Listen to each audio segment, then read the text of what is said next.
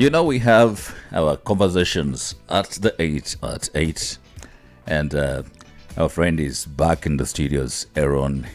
Good morning, Aaron. Good morning, Jesse. Good to have you here today. Good to be here too. Good morning, Aaron. Good morning, Juliana.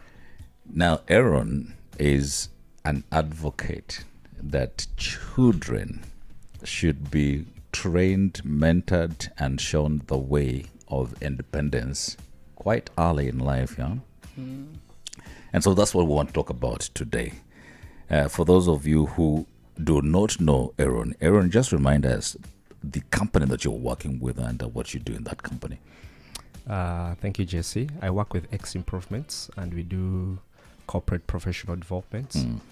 And then we also, advocate for relationships, families, parenthood, marriage, and education in general. There's some gaps, that I don't find like in the education setup. So as a company, we try to think about those and we bring them out as master classes. Yes. So when someone never they can come to you? Yeah. Definitely.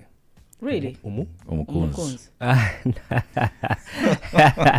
No, that's To find a lover. I come to you. no. That's your personal choice. Hey, That's your personal choice. You don't do But you do matchmaking. counseling. No, You no. counsel couples. Yes, we can have. We don't really believe that we have all the information out there because it's unique, in different situations. But we create platforms where couples can find, what truly, they need to be working on, in their specific, relationship. Okay. Yeah, Yes. that's awesome. So when you advocating for child independence, first take me through what child independence really means. Really means.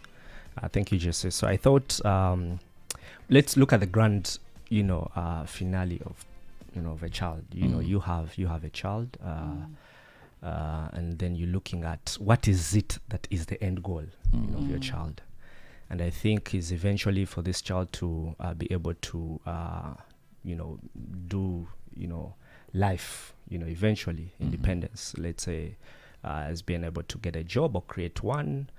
Is able to negotiate, is able to, in a workplace, is able not to, let me say, to earn or to be paid what he or she deserves, is able to advocate for his or her feelings, is able to stand out there and make decisions that impact not only his life or her life, but, the world in general, right? So I'm looking at that as the grand finale. Where I do not have to tell him or her do this in order for him or her to do that. Or, take this or take that. But they still can come and, seek advice like anyone else. So I'm looking at that as the grand finale of my role as a parent. So if that it is, then surely I have to train Nurture this them. child to nurture them, to do that. Emotional intelligence, all these different things which I want them to have at the end of the day. So I have to start nurturing them. So the sooner they can take on this, the better.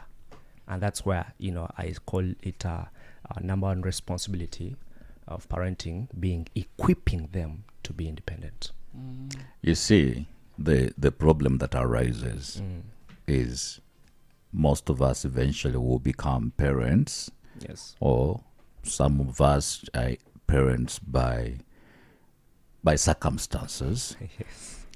Un- Good point. unplanned parents. Yeah, and they're unplanned Yeah. children, but also then the unplanned The parents. unplanned parents. Yeah, the ones I'm talking Parents. about. There is nothing like unplanned. Okay, Children. you can say unplanned children. No, I but, don't think they're there. Yeah, but every child It's planned. is meant to be there. Yeah, I don't want Every to child give who that is there is meant to be statement there. as Yes. But unplanned. It could be. Yes, I don't know it's what planned. you call By the time you carry 9 months, you have planned. Yes. You've accepted. The So it's planned. So there's nothing like accidental child. No, and I don't want to believe that. Yeah. Well, they're there, the people who are raped. Very sad like that. Those you Yeah. could say unplanned. So I don't know whether they're planning. Maybe we need to ask ourselves who is planning. And Who what is is doing the planning? planning Which and what is planning the are we planning? the talking child about? is Are we, here, are we talking about the mother and the father, or you planning, or what? conceive, Or but it was the last of your plans Yes. that you should be conceiving at a certain time. And actually, that should But also, inform I us. think, I'm sorry, I'm totally taking you on a different side of it, but I think society needs to stop that word. I kind of find it brings a lot of stigma to people. Yes. The word unplanned kids, that word is painful when you actually get to tackle it and understand what someone says. It's kind of offensive. Imagine telling a child you are an unplanned kid. Do you know how painful it is? But you know, as a kid, when I get to hear that, I would like to know how unplanned was I? Was my mother raped? Did I? It's so painful. That word when you creates a have lot to of face stigma. when you have to face the realities of life, we have unplanned finances, unplanned education, unplanned cities, unplanned homes. But do you know what that means in English? Unplanned routines. Just when that appears to you, do you know how it means? We didn't have a plan for you, right? It is what it is. You're accidental. It is what it is. Let's go back into interpreting that. Do you know how it feels if someone It's told you not that? how you want it to appear to a born child, okay? Because you have to apply your emotions, but it is just what it is. But also, when you go into the depth of it, when you say planning would mean that I planned that I'll give birth to a boy on this date, and the boy will grow like this, and the planning means you will education is like this, then I will have this education, I have this money saved because I planned for this, and but realities of life show us that We never plan. Yeah, so we can just never here unplanned we can creatures. never plan enough. So that means there is a soul. I don't know how to call it. There is a soul. Eventually we are meant to be here. I was meant to be in this life. It wasn't a So decision. it wasn't accidental. It wasn't accidental. Stop telling people they are unplanned kids. So it's whether, painful. Yeah. So whether there are these stories of parents, and mom carrying the child for 9 months, and maybe it was this and that. No, it's more than just my mom's decision or my dad's decision. Yes. So the circumstances then are here.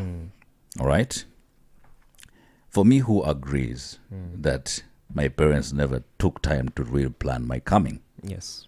and so I'm raised randomly, by circumstances of life, through learning on the job. Yes. So my parents learn on the job that they have a child, and then while they are learning, they have another child, and while they Which parent experiment, Which parent doesn't learn on the job?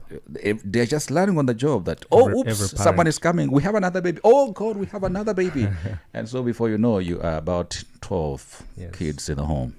And then because you're not really planned, there are issues around how you go to school, where you go to school, what you eat, what you wear. You're sharing one pair of shoes with a sibling who you are only older by 2 months. And so life happens eventually like that.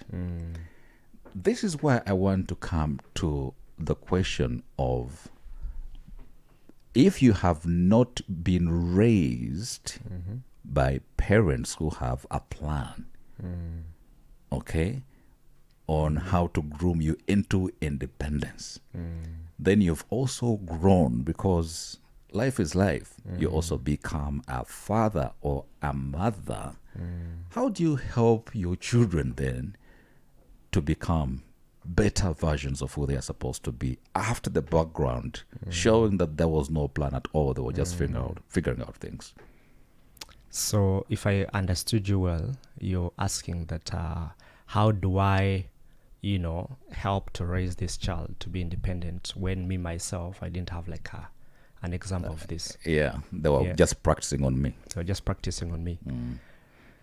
I think you can never be, even someone who was raised from a perspective of what we're calling planned here, which by the way planning means or sounds like you're in control as a parent. I don't think so. Sounds a plan is just a plan. You're never in control, but at least you have like a something structured way of Yes. how life should evolve, even if there will be suddenlies. Yes.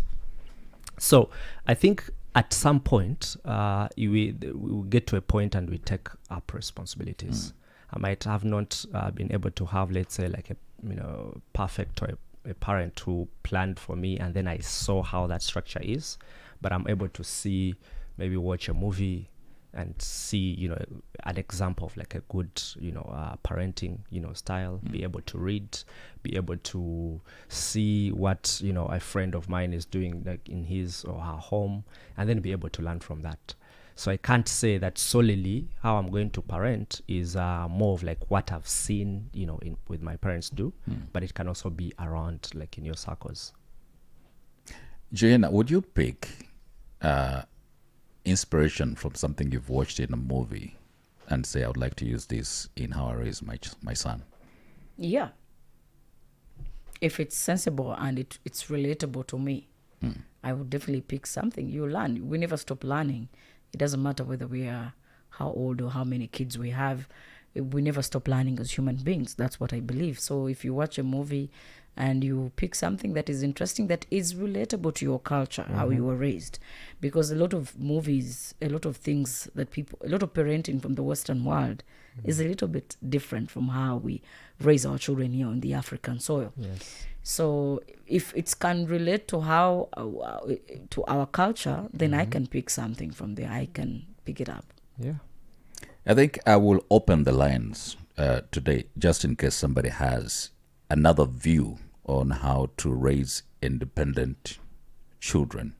And if you're a parent, you could help us, maybe a senior citizen, on 079 1230600. Would be happy to hear from you. Aaron, Yes. I'll shoot you with some questions from parents who struggle. One of them who says, how can I encourage my toddler to dress themselves in the morning without getting frustrated? Yeah, that's a good question. I think teaching your toddler to dress up in the morning, I think it also depends on the personality of a child. But it's not. I believe it's not a one-time thing. I believe it's realizing that looking at the example of my child, of our toddler. We go step by step. We start by we started by her removing her shorts when she's going, let's say, to pee, when she's going to the bathroom. So she removes that, and then you realize that maybe she needs removing her shorts is easier than removing, let's say, her t-shirt. And then when it comes to removing her t-shirt, then we start it gradually. We pull one side for her, and then we let her try on the other side. And so it's on like those bits by bits, making sure that she has, learned, or he has learned this, and then he has learned this. And then as you practice it, I think the best line for when you're raising toddlers is you have to be patient. Extremely. So the frustration, you have to really put the frustration on the side and know that this is a child who is trying to learn to be independent. Sometimes actually the more frustrating part is even when you want to dress them, and they don't want.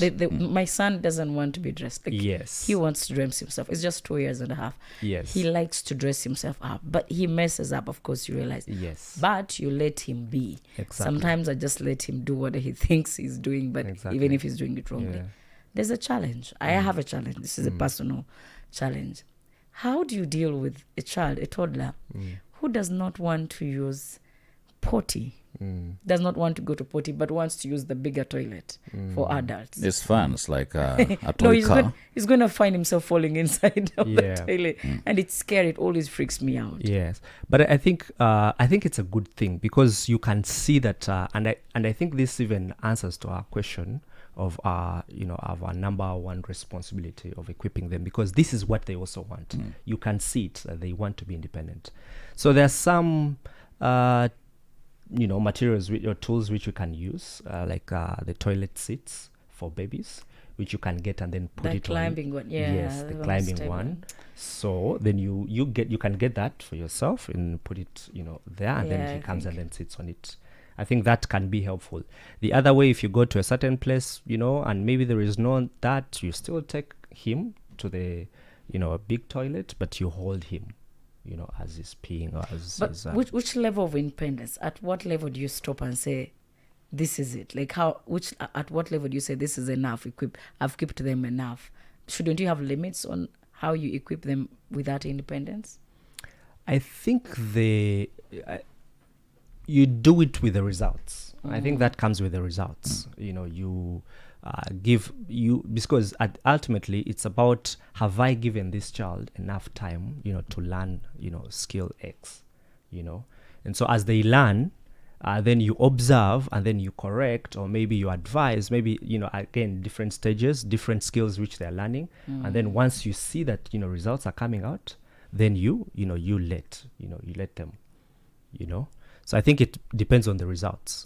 For me as a child growing up, one of the biggest challenges was to learn quick how to tie, I don't know, they call it tying the knot of the necktie, through high school, to just be able to fix it myself. Yes. And I don't remember my dad teaching me how to do that. But is it also true that there are kids who go up to high school without the ability to wear a shirt and button up properly? You see, that brings us back having both parents involved. I remember my dad teaching us how to fix ties. Yeah. It was very key, Yeah. even as girls. But there are also some people who have their dads or were their dads and they never taught them that. So, or if the dads are not even available. Yes, or even the dads are not available. But which brings me to one of the principles which I want to share with us, the principle of what is not exercised, dies out. So if I tie my hand in one position like this and it doesn't function for, let's say, a month, by the time I untie it, the functionality of this arm, the way it was, it will be affected. Or the level at which it can develop, to do what it needed to do. If it is not exercised, it dies out. Eventually you're lame.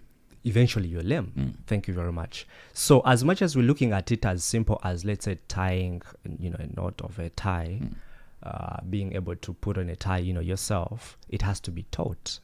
So we have the ability of the fact that we can, be able to do that.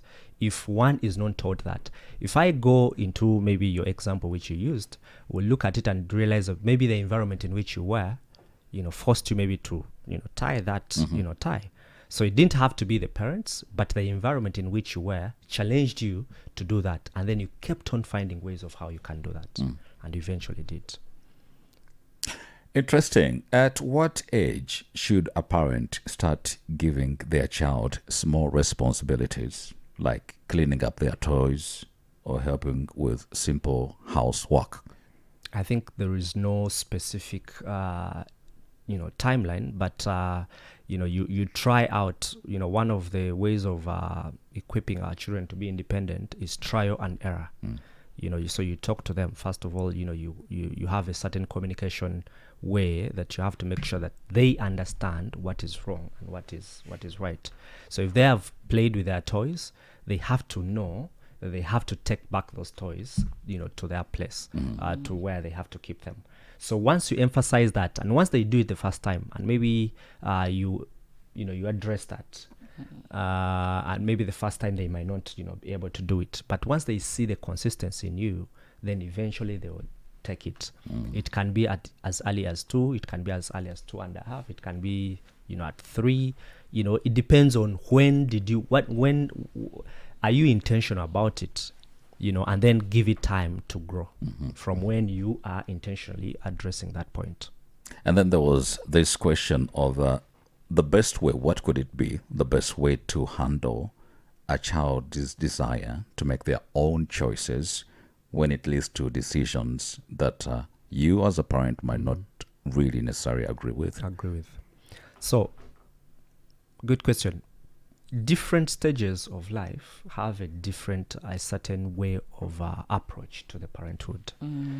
At a young age, I read a certain research which says that from 0 up to around like 12, 8, 9, 10, children are not yet fully developed the concept of the logic, the thinking about why they're doing, certain things. So the style of parenting, at that stage is more of like authoritative, authoritative, like you do this, and then you can explain. We are not negotiating about this. You can explain. Explaining, is helpful. You can help them understand why, but eventually whether they accept it or not, you have to emphasize it. And then you also have to let them, because again, once they object to what you're doing, they're also practicing, or they're trying to find, ways of how to also develop themselves, in terms of thinking. So there are some things in the books, 7 Habits of Highly Effective Families. It is mentioned that there is a concept which they talk about, which is the win-win, approach. There are certain things which really are not going to affect them, but they're going to make them feel at least good that they made a decision, right? An example of, let's say, the kind of shoes they want to put on, that day.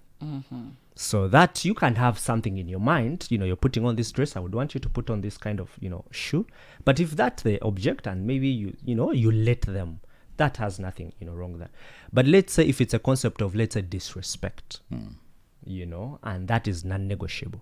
So you let them do it, you ask them to do it, and if they don't, you emphasize it. If it not, you can even bring in, let's say, repercussions for if that is not done, but that you have to emphasize it, and that it's non-negotiable, And then when it comes to a certain age, you are now sort of like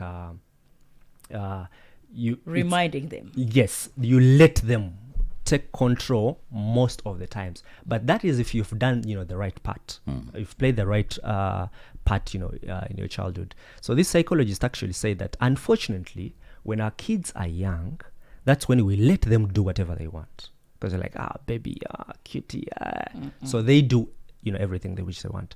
Now when it comes to a stage where now they can think, now the logic is coming in, and now they are practicing that, and what they're doing is what they have accumulated in these 10 8 years of them doing whatever they want. Now you want them to unlearn what they've been doing for all these 8 years, and it becomes very hard.